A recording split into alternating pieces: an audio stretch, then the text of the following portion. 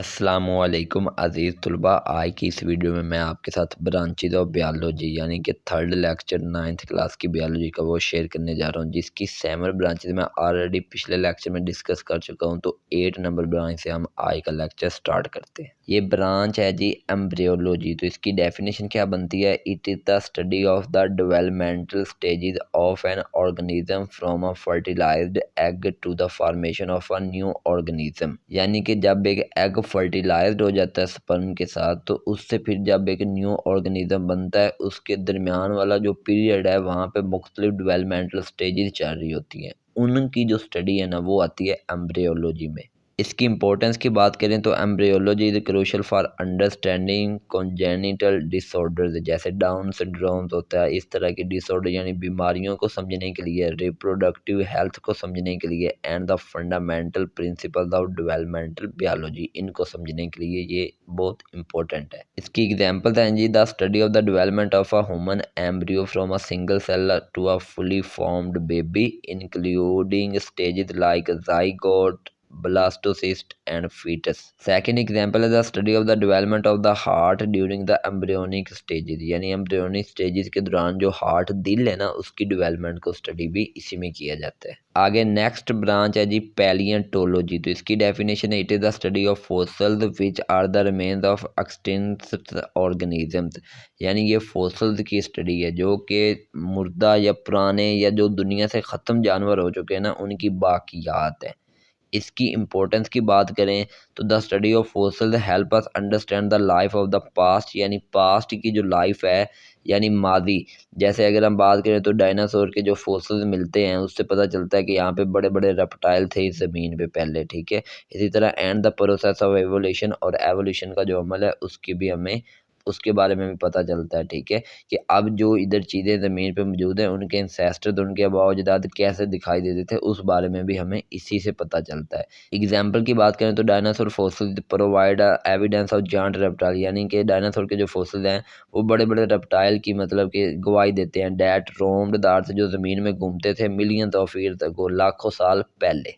इसके साथ एक इन्फोपीडिया, और ये सवाल भी आ सकता है वाटर फोसिल्स, ठीक है। तो ये आप देख लें, fossils are the remains of plants and animals, यानी पौधों और जानवरों के बाकियात हैं। डैट वर प्रिजर्व्ड, जिन्हें प्रिजर्व्ड किया गया इन रॉक्स, चट्टानों में, एंड अदर जियोलॉजिकल फॉर्मेशन, और दूसरी ज़मीनी फॉर्मेशन में, उन्हें कहते हैं फोसिल्स। इसके बाद एक बड़ी इंपॉर्टेंट इन्फॉर्मेशन है, द ओल्डेस्ट नॉन फोसिल, यानी सबसे पुराना जो फोसिल जाना गया इट आ साइनोबैक्टीरियम, वो साइनोबैक्टीरियम का था। Estimated to be 3.5 billion year old, यानी 3.5 बिलियन ईयर्स पहले जो है ना, वो सबसे पहले फोसिल के बारे में जाना गया था, और वो था किसका? साइनोबैक्टीरियम का था। आगे जी अगली ब्रांच है टेक्सोनोमी। तो इसकी डेफिनेशन की बात करें तो देखें, ये टेक्सोनोमी का लफ्ज़ ही टैक्सा से निकला, और टैक्सा का मतलब होता है ग्रुप। तो इसलिए टेक्सोनोमी की डेफिनेशन बनेगी, it is the branch of biology that deals with the study of naming, यानी नेम देना है, एंड ऑर्गेनाइजिंग ऑर्गेनिज्म, और जानवरों को ऑर्गेनाइज करना है इनटू ग्रुप्स, किस में? ग्रुप्स में करना है, एंड सब ग्रुप्स, और सब ग्रुप्स में करना है। किस बुनियाद पर? Based on similarities and differences in their characteristics, उनकी खसूसियात में जो चीज़ें मिलती हैं और जो जिन चीज़ों में कोई फ़र्क है, उनकी बुनियाद पर, ठीक है। टेक्सोनोमी का मतलब सिंपल इसकी डिफाइन यही बनती है कि ब्रांच है बायोलॉजी की ऐसी है जिसमें आप नेम देते हैं, ऑर्गेनिज्म को ग्रुप्स और सब ग्रुप्स में आप ऑर्गेनाइज करते हैं। किस बुनियाद पर? जो वो ऑर्गेनिज्म है उनकी जो खसूसियात है उसमें क्या सिमिलरिटीज़ हैं और क्या डिफरेंसेस हैं, इस बेस पर। इसकी इंपॉर्टेंस की बात करें तो taxonomy helps scientist to understand the relationships between different organisms, यानी मुख्तलिफ ऑर्गेनिज्म के दरमियान जो रिलेशनशिप है इसको समझने में मदद करती है। And provide a universal language, और एक यूनिवर्सल लैंग्वेज यानी आलमगीरी ज़बान जो है वो मुहैया करती है फॉर आइडेंटिफाइंग, पहचानने के लिए, एंड डिस्कसिंग, और डिस्कस करने के लिए, बायोडाइवर्सिटी, यानी ज़मीन के अंदर जो चीज़ें मौजूद हैं। जैसे ये तस्वीर आपको स्क्रीन पर नज़र आ रही है, तो इसे शायद आप प्याज कहते हो, ठीक है। इसे आप गंडा भी कह सकते हैं, इसे वासल भी कहते हैं, इसे बासल भी कहते हैं। तो मुख्तलिफ इसके हर एरिया के लिहाज से नाम मुख्तलिफ है, लेकिन जो साइंटिस्ट हैं वो यूनिवर्सल लैंग्वेज यूज़ करते हैं, वो इसको एलियम सीपा कहते हैं। अब उनके माइंड में ये एलियम सीपा ही है, वो हर दुनिया में हर कोने पे यही यूज़ कर रहे होते हैं, ठीक है। इसकी एग्जांपल बात करें तो ह्यूमन और मैमल, जो इंसान है वो मैमल हैं। Their scientific name is Homo sapiens, और इनका जो साइंसी नाम है वो होमो सेपियंस है, यानी इंसानों का आपका मेरा जो साइंसी नेम है वो क्या है, होमो सेपियंस है। आगे जी अगली ब्रांच है एनवायरमेंटल बायोलॉजी, इसको इकोलॉजी भी कहते हैं। तो इसकी definition, it is the study of the interaction between organism and their environment, यानी कि ऑर्गेनिज्म और उनके माहौल या उनका जो एनवायरनमेंट उसके दरमियान जो इंटरेक्शन है उसे एनवायरमेंटल बायोलॉजी कहते हैं। It is also called ecology, से हम इकोलॉजी भी कहते हैं। अगर इसकी इंपॉर्टेंस की बात करें तो दिस ब्रांच हेल्प्स अस, ये ब्रांच हमारी मदद करती है टू प्रपोज सूटेबल हैबिटेट्स, यानी कि मुनासिब जो हैबिटेट मस्कन है उनको प्रपोज किया जाए, पैदा किया जाए, फॉर लिविंग ऑर्गेनिज्म, जिंदा जानदारों के लिए, एंड आइडेंटिफाइड और शनाख्त करती है वेर, उन रास्तों की, टू रिड्यूस की कम करें, different types of pollution, pollution की मुख्तलिफ इकसाम को। तो ये इसकी इंपॉर्टेंस है। एग्जाम्पल की बात करें तो the study of the ecology of pond, lakes, forest, deserts, etc.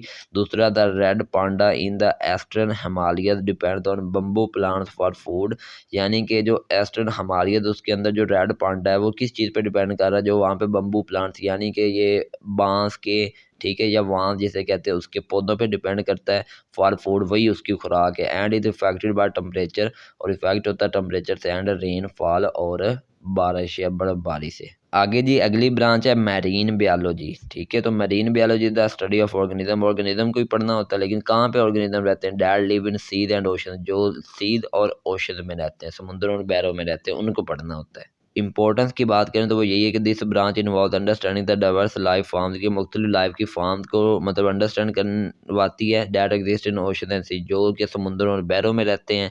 How they interact with water, वो वाटर के साथ किस तरह से इंटरेक्ट करते हैं, address marine conservation issues. Example की बात करें तो the study of the behaviour of whales, यानी कि वेल्स का जो बिहेवियर उसका मुताला जो है वो मैरीन बायोलॉजी में आता है। सच है how they communicate with each other, कि वो एक दूसरे के साथ किस तरह से बातचीत करती हैं। आगे नेक्स्ट ब्रांच है जी पैथोलॉजी। तो इसकी डेफिनेशन की बात करें तो pathology is the study of disease, their causes and effects, यानी कि बीमारियों को पढ़ना, उनकी वजूहात को और उनके असरात को पढ़ना।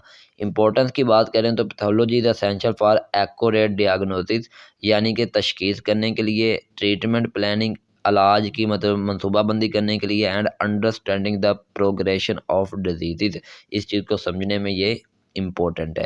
एग्जाम्पल की बात करें तो the study to investigate the cause of respiratory disease, यानी जो सांस की बीमारियां उसकी वजूहात की मतलब तहकीक करना, इसको जो पढ़ना है वो पैथोलॉजी के अंडर पढ़ा जाता है। आगे जी अगली ब्रांच है इम्यूनोलॉजी, ठीक है। इम्यूनोलॉजी इम्यून सिस्टम से रिलेटेड है। तो immunology deal with the study of the immune system, immune system को यानी कि आपका जो हिफाजत वाला निज़ाम है ना उसके साथ ये डील करती है।